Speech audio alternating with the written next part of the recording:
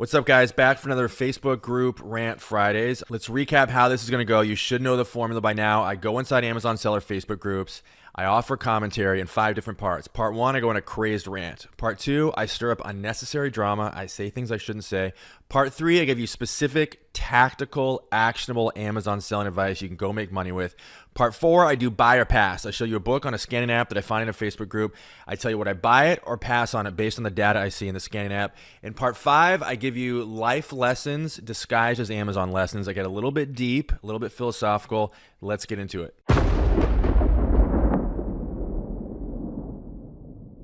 Okay, we're going a little off theme here. I'm taking you into my inbox. Now, it's never about any one person. I'm not calling anyone out here. I say this over and over again. It's about the ideas that these people inspire me to discuss. Okay, so nothing against this person emailing me. They said, hey, what type of attorney do I need to start a business? And what insurance do I need? I'm already very concerned about this person's ability to be an entrepreneur. That one or two sentences. I'm already placing my bets that this is unless they turn around this mindset really quickly, there's no future for them as an entrepreneur. They need to be a W-2 employee, period. And again, we haven't even gotten to the point yet, but this person is obviously so risk averse that before they've even taken the smallest amount of action, they are already trying to complicate things. Attorneys, insurance. Okay, so I said, and I responded very abruptly, and I think appropriately so. I said, you don't need either of those things to start on Amazon or any business, period. Unless you're starting a skydiving business. Maybe you need insurance then. 99% of businesses, you're getting way ahead of yourself. So he responded, thank you for your response. However, if the business goes bust or the site/shop, and I don't understand what he's saying here, as stolen money, I don't know what he's saying, what insurance do I have? Look, you guys, this has got to stop. There is no hope for anyone as an entrepreneur, whether it's Amazon or anything else, if you go into any sort of pursuit convincing yourself that it needs to be complicated and that you need to, they call this analysis paralysis. They call it a lot of things, where basically people just spend days, months, years preparing for something, convincing themselves that they need to do that, they need to spend that time preparing or researching, etc., when in reality they're just scared to take action. They're scared to fail. They're scared to take action. Action is what's going to cure this. You want to start a business, you take action. Okay, I'm going to say you get 3 days max to prepare, do your due diligence, do your research, watch some videos. Then you either take action or you go back to your W-2 job. But this whole thing where we need a drum roll starting a business with tons of like preparation and research and people think they need to get an office and they need to hire lawyers and they need to get an LLC. I mean, all of this is a distraction from the fact that you're just afraid to take action. So there's just so much of this. And then what's so fascinating is, again, I already knew how this was going to go, and I hate to say this, but like 9 times out of 10, this is how it's going to go. You're going to explain to them, oh, actually, you answered the question. Actually, you don't need these things. Guess what? I've been there. I'm pretty qualified to say what you do or don't need to start an Amazon business and several other businesses that I've started. And you don't need those things. That should be the end of it, right? People always want to argue. This is kind of actually, I think I'm going to put this in the rant section because this is kind of my rant here, is if you're going to somebody with a question, somebody that knows more than you about a subject, don't argue with them. Okay? Like, by all means, I say this very often. I am utterly incompetent in most things. Okay. But if you're going to go to somebody and ask them a question, presumably you think they know more than you about that particular domain, right? Don't argue with people that you ask questions to. Or if you don't believe they have an answer, you shouldn't be asking them the question, right? So there's a couple things. It's actually a couple rants that are parallel that this just brings up. Number one, everyone's got to stop complicating things. You don't need an LLC. You don't need insurance. You just need to take action. Action is the cure. Number two, if you don't know something about a particular domain and you find somebody that does and you ask them to donate some of their time to you in the form of answering a question, don't argue with them. Okay? And so this person, after I very definitively said, you don't need an LLC, you don't need insurance, you don't need a lawyer, you don't need any of those things, proceeded to then tell me or insinuate that I didn't know what I was talking about. Okay, so that's it, you guys. There's the whole other rant here about how you shouldn't be introducing these kind of complications like lawyers, insurance until you start making money. That comes after you make money. I'm gonna save that for a different video. That's a whole other rant.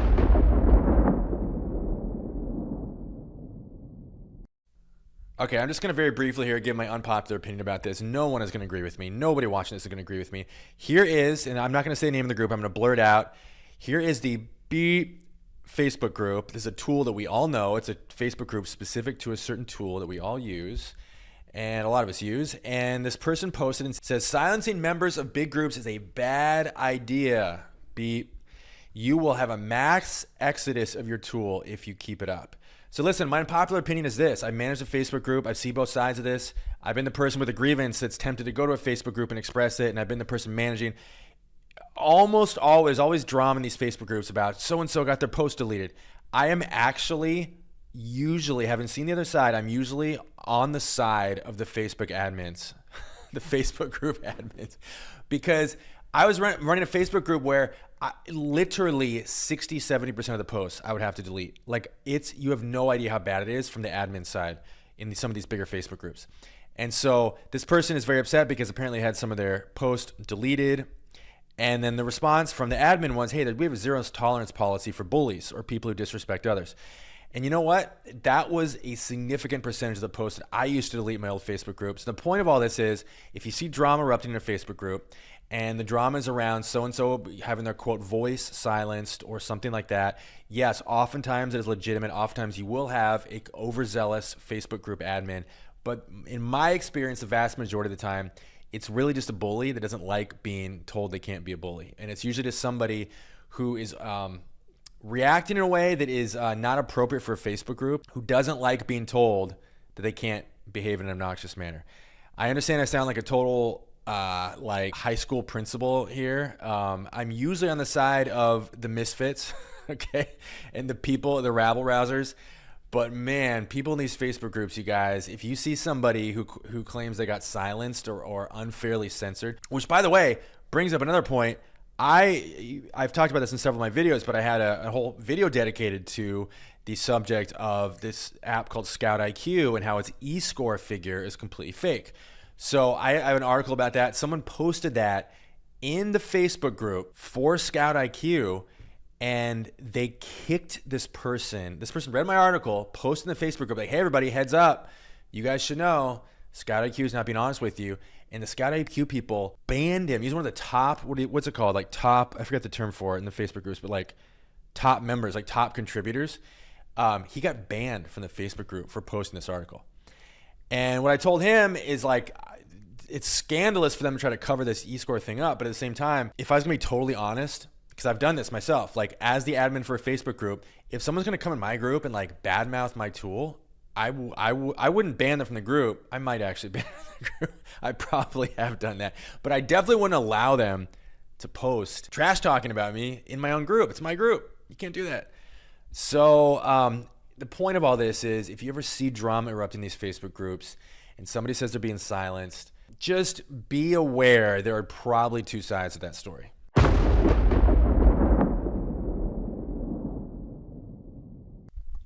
Okay, this person has a book. There is no listings on Amazon. There's no pricing history. Nobody's selling it. They have no data to work with. They have no idea what to list it for. Okay, this is very easy. Ready for this? You think I'm going to give you this crazy formula here? I'm going to tell you exactly what I would do. You ready? You got a book. There's no one selling it. No price history. What do? The answer is $99.95. The next answer is $99.99. One of those two. That's the answer. Literally. If I got a book and I have no idea what to do with it, $99.95. That is the answer. Sold hundreds of books at $99.95. That's the answer.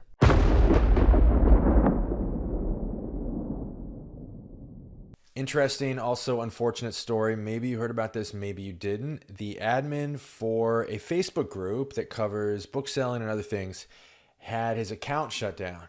And he didn't just have his account shut down, he had 17 accounts Amazon believed were related to him in some way, all shut down. He had his friend's account shut down. He had, like, I think his mom's account got shut down. So it was this like whole story. So there's actually a YouTube video about this. I'll pull it up right here. So he posted a YouTube video basically telling his story. He's like, here's what happened to me. My account got shut down. All these other accounts got shut down. And he went into very transparent detail into everything that transpired. So a couple things that I think are interesting about this story. So first of all, you hear countless stories, oh my gosh, in forums all over the internet from sellers who had their accounts shut down. And it gives the impression that Amazon just runs around like a sniper, just randomly taking out accounts. So what I think is and I think that's a very dangerous impression. A lot of people have the impression that they're just always teetering on the brink of Amazon's whims, and eventually their day is going to come where bloodthirsty Amazon is just going to randomly decide to shut their account down. That kind of is what the propagation of these stories the impression it tends to leave. So, okay, so I watched this video twice. I got to be honest, this story is really hard to track. So I'm going to do my best, but there's lots going on here. So the story, as I understand it, is this.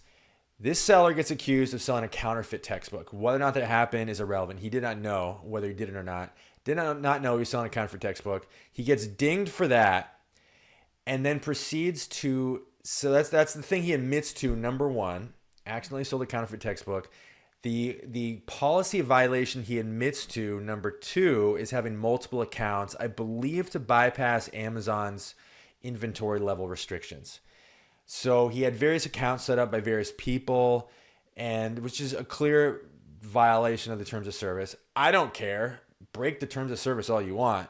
I don't care about Amazon's never bent over backwards for me. So I have no problem with what he's doing and what he admits to in these videos. What's funny is how many people have an issue with it. Does these like hall monitor, like jailhouse snitch type people in the comments are crazy. Like they're all siding with Amazon, or half of them. It's bizarre. Anyway, so he admits to doing some stuff, and it was against Amazon's terms of service. His argument is not, hey, Amazon, you shouldn't punish me in any way. His argument is basically a lifetime ban, and not just a ban for him, but a ban for everybody around him is not commensurate with the offense. He got his mom's account shut down. Did I mention that? It's a crazy story. So a couple of things I think are notable about this. Number one, we all kind of knew that Amazon has an ability to link accounts together, but linking 17 accounts is kind of insane. I'll be honest, I don't even think I know 17 Amazon sellers on a face-to-face basis.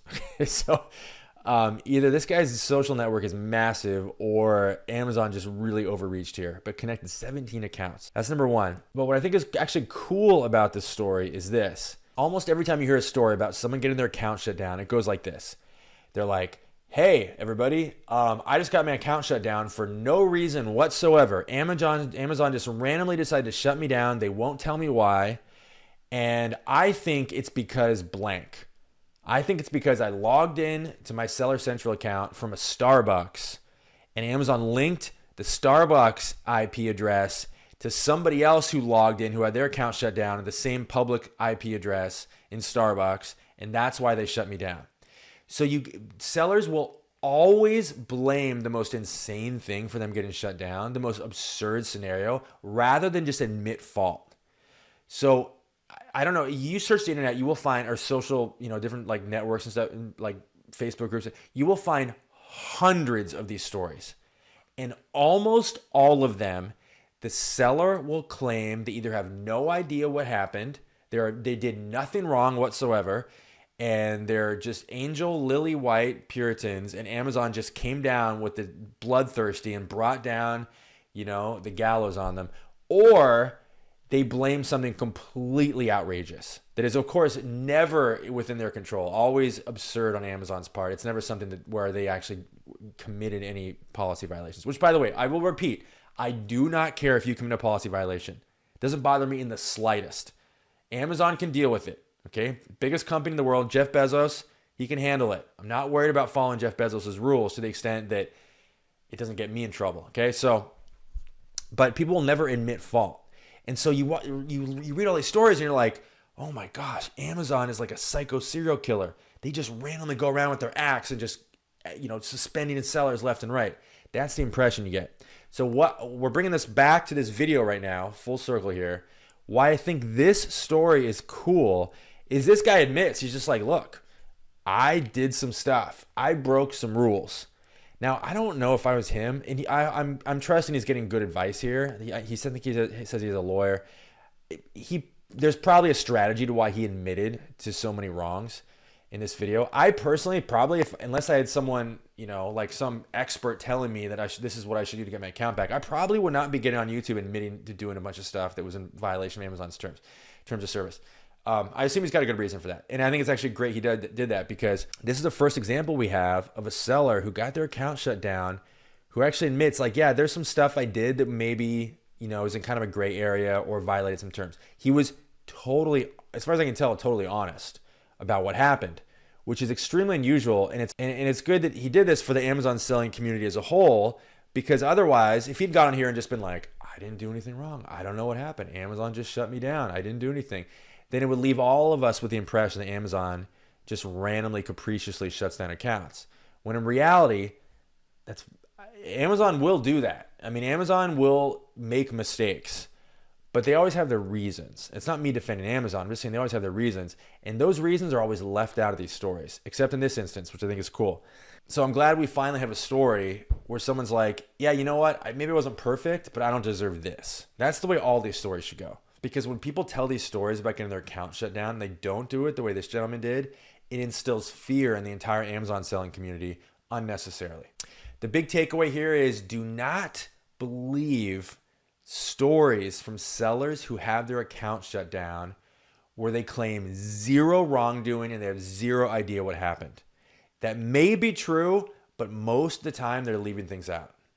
All right, guys, we covered a lot of ground. You now have a 3-part mission. Are you ready? Mission number 1, subscribe to this YouTube channel. You can build a whole business off of what I give away for free. Do it right now. Number 2, get all my free stuff. Hit the link below this video. Go to fbamastery.com. Get free reports, free web classes, no strings attached. Free means free. Hit the link below this video right now. And mission number 3, take what you learned in this video and go make money with it. This is Peter Valley signing off. See you in the next video.